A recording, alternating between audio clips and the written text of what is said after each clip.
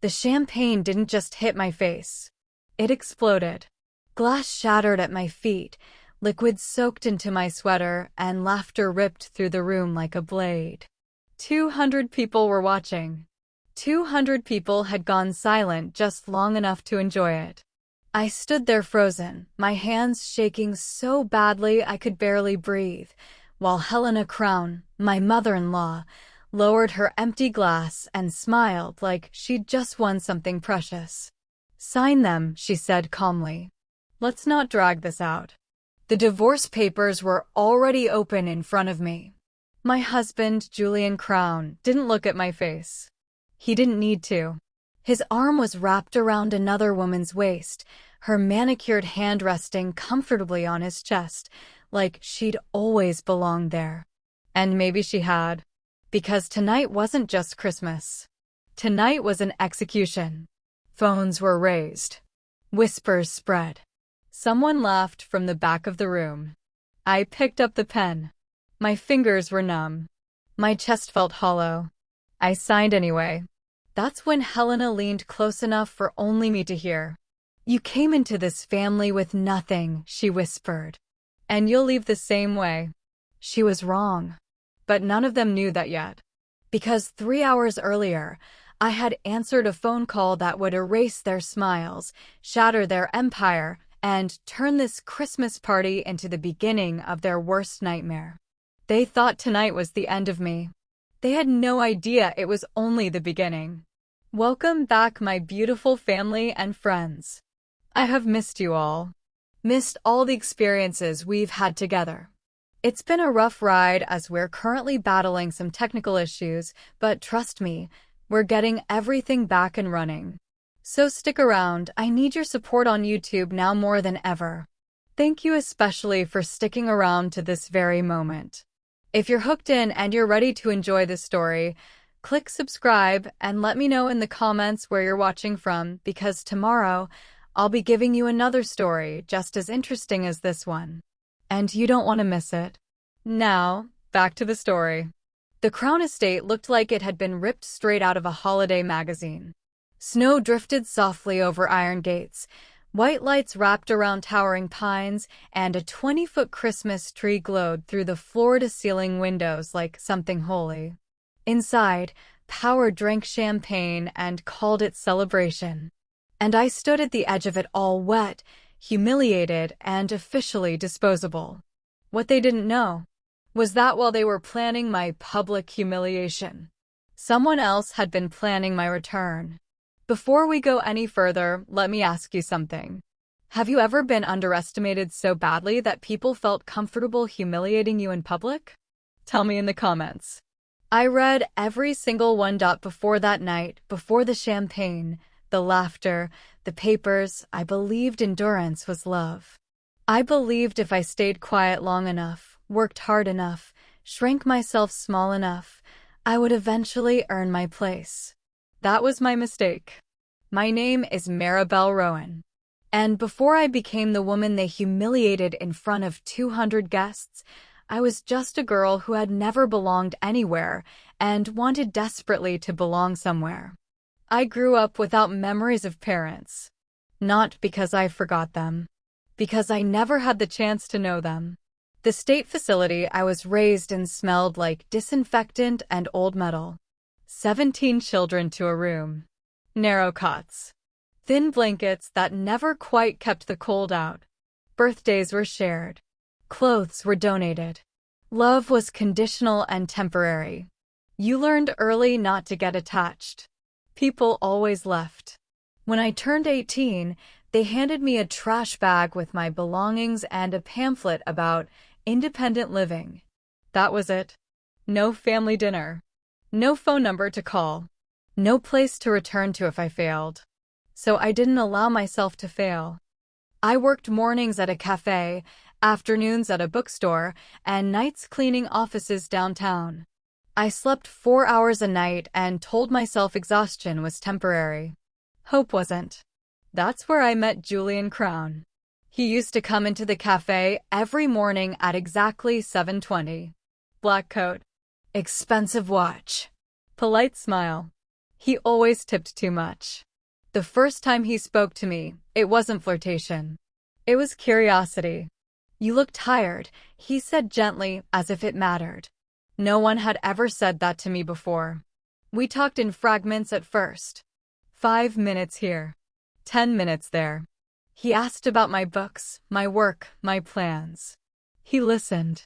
He remembered things. When he found out I had no family, he didn't look at me with pity. He looked at me like he wanted to be one.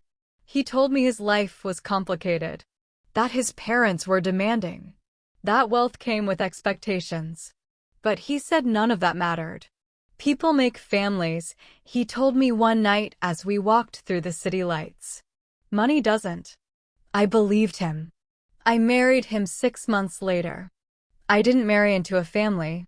I married into a courtroom. From the first day I stepped into the Crown Mansion, I understood my role. I wasn't a daughter-in-law. I was a tolerated mistake. Helena Crown, Julian's mother, never raised her voice. She didn't need to. Disapproval dripped from her like perfume. She corrected how I held my fork, how I dressed, how I spoke. She'd smile while doing it, which somehow made it worse. "Maribel," she'd say sweetly, "in our family, we don't repeat stories. It makes one sound uneducated." Her husband, Victor Crown, didn't bother with politeness. He ignored me completely unless I was in his way. When he did speak to me, it was always about what I wasn't. Not connected enough. Not impressive enough. Not useful enough. And Julian's younger sister, Celeste, made sport of it all. She posted photos online with captions like, "Some people should admire luxury from a distance, and not everyone belongs at the table." I never commented. I never complained. I just worked harder. While Julian built his business, I paid the bills. I covered rent when cash flow was tight. I paid utilities, groceries, car insurance. I handed over my savings without question, because that's what you do for someone you love. I worked 3 jobs while he attended meetings, dinners, conferences, always telling me how close he was to success. "Just a little longer," he'd say. "Then everything changes." And I believed him. Christmas was always the hardest. The Crowns treated it like a performance. Every year, the same ritual. The same guests. The same expensive decorations. The same silent reminder that I was there on borrowed permission. I wasn't allowed to sit with the family. I helped. Poured drinks. Checked coats. Smiled. That Christmas, the one that ended my marriage, I already felt it coming. Julian had been distant for weeks. His phone never left his hand. He'd started sleeping with his back turned toward me. And Helena had been pleased. Too pleased. That morning, she handed me a cream-colored sweater. "You'll wear this tonight," she said. "It's neutral. Appropriate. Translation, invisible." I didn't argue. I never did. I just told myself what I'd always told myself. Get through tonight. Survive this. It will be better later. I didn't know later was already gone. I didn't know that while I was folding napkins and rehearsing fake smiles, another woman was already standing in my place. And I definitely didn't know that while the Crowns were planning my humiliation, someone else had already found my name. They didn't throw me out immediately. Not at first. After I signed the papers, after the champagne soaked through my sweater, after the laughter settled into a low, satisfied hum, they made me stand there. Like a lesson. Like proof.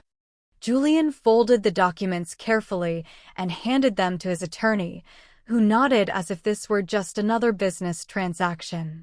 "Security will escort you out shortly," Victor said, already bored. Helena didn't even look at me. She was busy hugging guests, accepting congratulations, basking in approval. Celeste was filming. I could see the red light on her phone as she whispered, "This is iconic," to someone off screen. When the guards finally took my arms, their grip wasn't rough, but it was final. They walked me through the grand hall, past the tree, past the staircase I'd never been allowed to climb, past people who pretended not to see me. The cold hit me like punishment. Snow dusted the marble steps. My breath came out in broken clouds. Someone tossed my coat at my feet. "Don't forget this," Helena called after me, smiling. "You'll need it." The gates closed behind me with a sound I'll never forget. I didn't scream. I didn't cry. Not yet. I walked until my feet hurt. Until my hands went numb. Until the lights of the mansion disappeared behind the falling snow. 3 miles later, I collapsed into a 24-hour diner. The heat hit me all at once. My sweater was stiff with dried champagne. My face felt raw. My eyes burned. I slid into a booth and stared at the tabletop like it might give me answers. The waitress brought coffee without asking. She didn't say a word. That kindness almost broke me. I checked my phone. 2% battery. My bank app loaded slowly. $263.14. No home. No marriage. No job tomorrow. Helena had already made sure of that. I pressed my forehead to the table. And that's when my phone rang. Restricted number. I ignored it. It rang again. And again. On the fourth time, something, instinct, desperation, fate, made me answer. "Hello." "Miss Rowan," a woman's voice said. Calm. Professional. "Please don't hang up." My stomach tightened. "Who is this?" "My name is Elena Park. I'm an attorney. And I believe you were born under a different name." I laughed. It came out cracked and hollow. "Wrong person," I said. "I think you want someone else." "No," she replied gently. "I don't." My fingers curled around the phone. "You were born Maribel Grace Halstead," she continued, "at St. Verity Medical Center. 26 years ago. Your mother's name was Alina Halstead." The air left my lungs. "I don't know what kind of scam this is," I whispered, "but you picked the wrong night." "I'm sitting in the parking lot of the diner you're in right now," Elena said quietly. "With a private investigator. If you give me 5 minutes, I can prove everything." I looked up. Through the fogged window, I saw it. A black car idling near the curb. 2 figures inside. My heart started pounding so hard it hurt. The bell above the diner door chimed. An older man in a tan coat stepped in first. His eyes scanned the room until they landed on me. Then Elena followed. Sharp. Composed. Purposeful. They slid into the booth across from me like this was the most natural thing in the world. The man placed a thick folder on the table. "Open it," he said. My hands trembled as I did. Photographs. Hospital records. Birth certificates. DNA test results. And a picture. A woman with my eyes. My nose.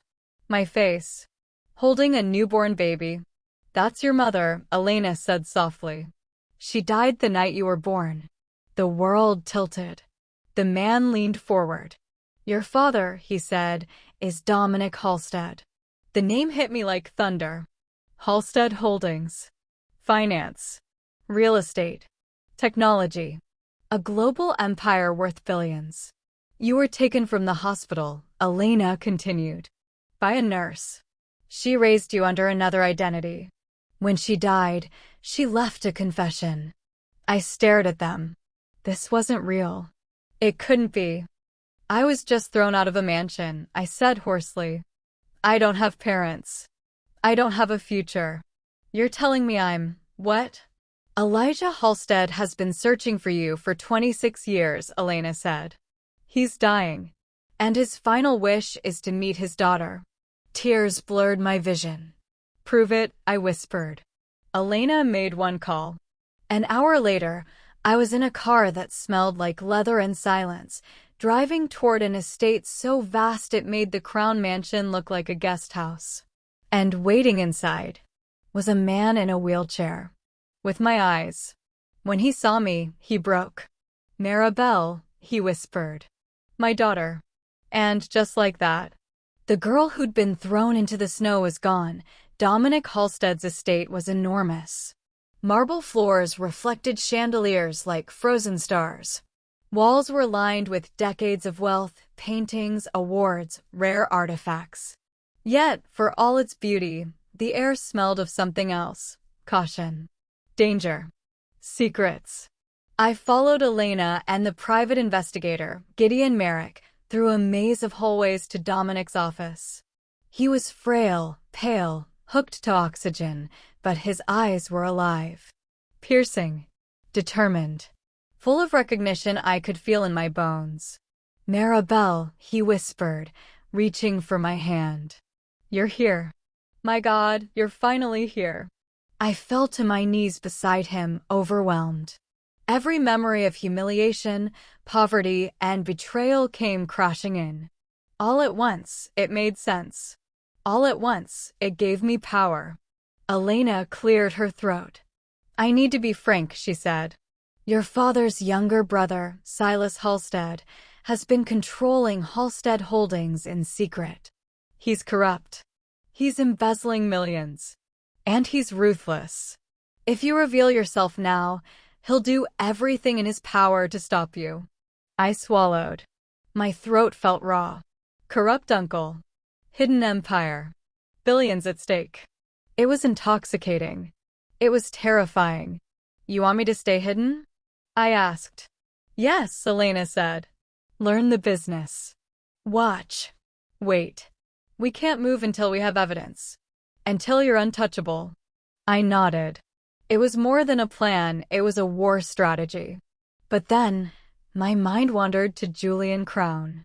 To Helena, Victor, and Celeste. The people who had humiliated me publicly, laughed at me, thrown champagne in my face, stripped me of dignity. "I want them first," I whispered, more to myself than to anyone else. Elena's eyes met mine. "I understand," she said. "But this has to be clean. Precise. Legal. There'll be collateral damage if we're sloppy." And just like that, my purpose crystallized. Over the next 2 months, I became someone else. Meline Ashcroft, a mysterious European investor. Every morning, I trained in corporate law, finance, negotiation. Every evening, I practiced walking, speaking, and carrying myself like a woman who belonged in a boardroom. Every night, Gideon brought me updates. Julian Crown's business was hemorrhaging cash. Victor Crown's assets were tied up in dubious real estate deals. Helena had a gambling addiction, and debts were piling up. Celeste's social scandals were being quietly documented. But the biggest shock was discovering what Julian had done to me personally. He'd taken every cent I'd saved, gambled it away, forged my signature, and left me legally responsible for $45,000 in debt. I didn't scream. I didn't cry. I planned. Every humiliation, every betrayal, every stolen dollar fueled a cold, burning fire inside me. Meline Ashcroft wasn't just an identity. She was revenge in motion. And she was about to enter the Crown world like a storm dressed in silk. At this point, let me ask you. If someone betrayed you in the worst possible way, would you seek revenge or justice? Comment below. I read every story. It was the night of the first big boardroom test. Meline Ashcroft, Julian Crown, Victor, Helena, Celeste, all under one roof. The room smelled of polished wood and power. I could feel it, the arrogance, the blind confidence of people who thought they were untouchable. I sat across from them, dressed in a sharp burgundy suit. Hair slicked back. Voice smooth. Controlled. Unrecognizable. Julian looked at me. Something flickered in his eyes. Recognition? Confusion? Neither lasted long.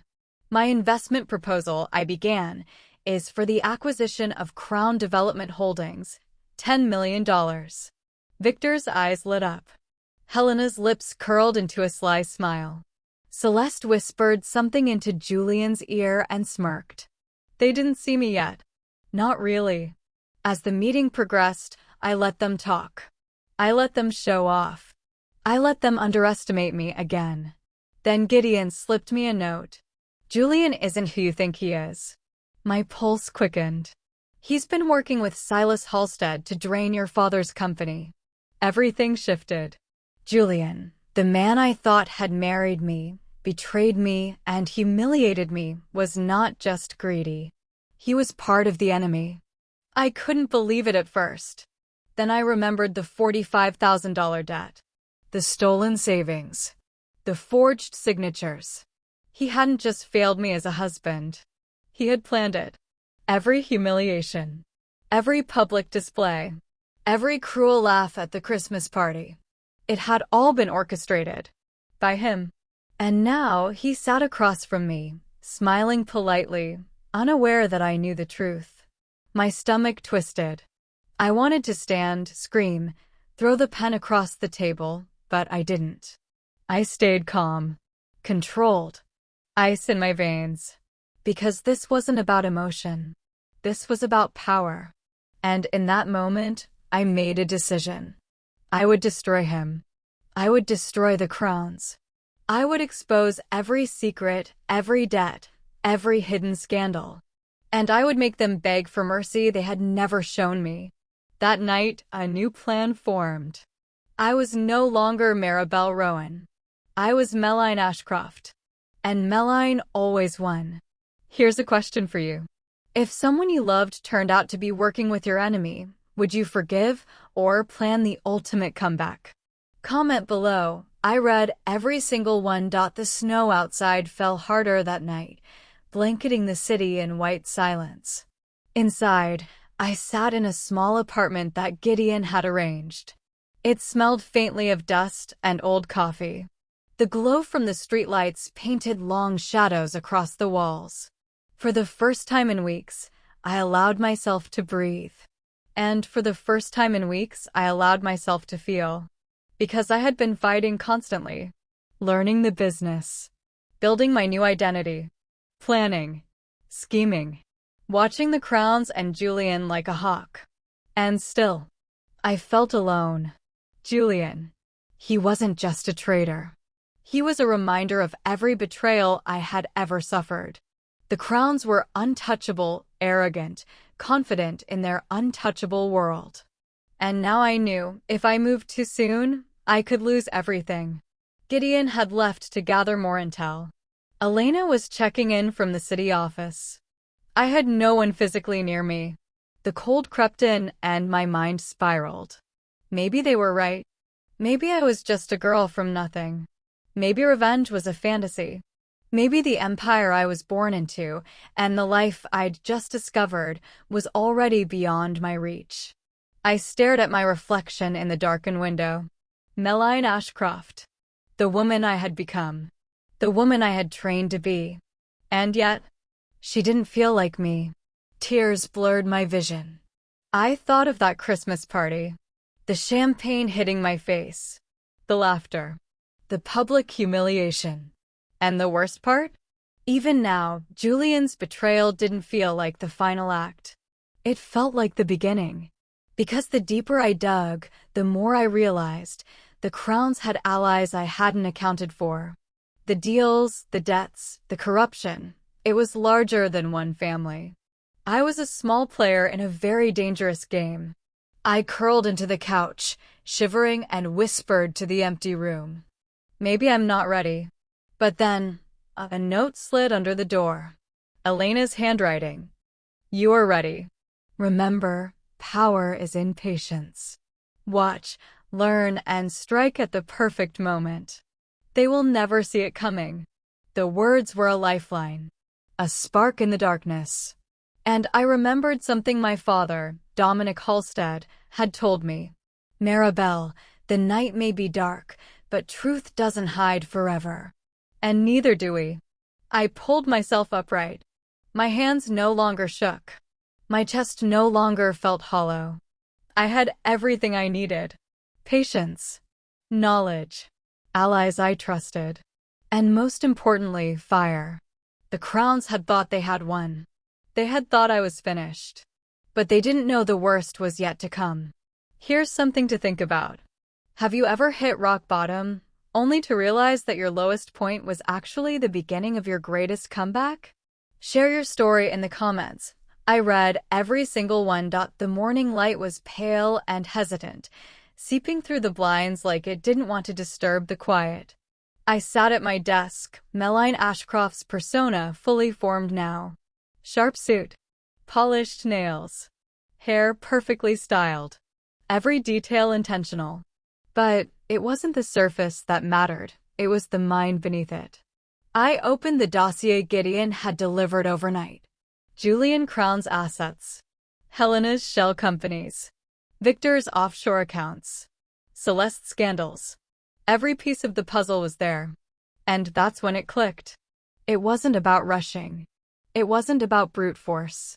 It was about precision. The Crowns had underestimated me for a reason. Because I had nothing. Because they thought desperation made me weak. Because they never imagined I could be patient, clever, untouchable. But now I had everything. I had knowledge. I had leverage. I had proof of every illegal deal, every secret, every betrayal. And most importantly, I had time.